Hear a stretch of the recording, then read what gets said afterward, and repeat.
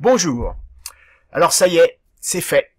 Les sites responsifs sont déclassés par Google. Je le sais, certains d'entre vous m'en ont déjà parlé. Ça fait 3 ou 4 ans que Google nous prévient, et bien ça y est, il le fait. Alors si votre site n'apparaît plus dans l'index Google et qu'il n'est pas responsive, ne vous étonnez pas, c'est tout à fait normal. Alors je rappelle ce que c'est qu'un site responsive, c'est un site qui est capable de s'adapter à toute taille d'écran, que ce soit desktop, portable, tablette ou smartphone. Bref, si votre site a disparu ou qu'il n'a pas encore disparu, mais vous inquiétez pas, il va pas tarder à disparaître, il est vraiment temps de faire quelque chose. C'était la révolution responsive. On va parler maintenant de la prochaine révolution qui a déjà commencé, la révolution de la recherche vocale. Depuis ce mois-ci ou le mois dernier, enfin c'est très récent, Google nous a annoncé que 20% des recherches faites sur un smartphone, en l'occurrence Android puisque c'est l'outil de mesure Google, donc 20% des recherches faites sur un smartphone, sont des recherches vocales. C'est-à-dire qu'en fait les utilisateurs prennent leur téléphone et posent directement la question à Google.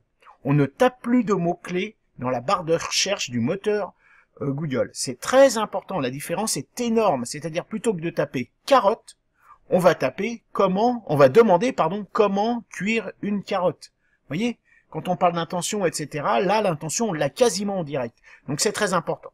Alors mon conseil c'est de s'adapter à ça, parce que de toute façon c'est comme toutes les révolutions internet, personne ne pourra l'arrêter.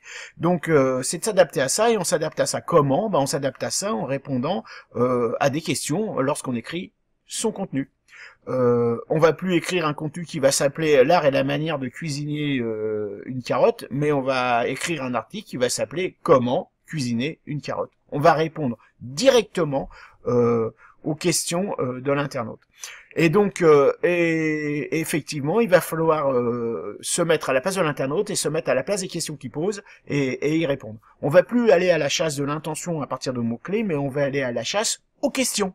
Donc je vais vous mettre dans le lien un outil super pratique qui va vous permettre de détecter, de connaître toutes les questions que les internautes se posent ou posent au système autour de mots-clés donnés. Donc voilà, donc cette révolution, on peut parier que ça va aller en s'amplifiant très rapidement puisque tous les équipements maintenant sont équipés, que la recherche vocale a fait d'énormes progrès, et moi je prédis qu'en 2017, fin 2017, début 2018, on soit très proche des 50%.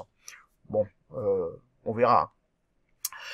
Voilà, je vous souhaite une bonne semaine puisque nous sommes lundi. Je vous dis un bon courage pour cette première journée et moi je retourne faire une deuxième vidéo, celle de mardi.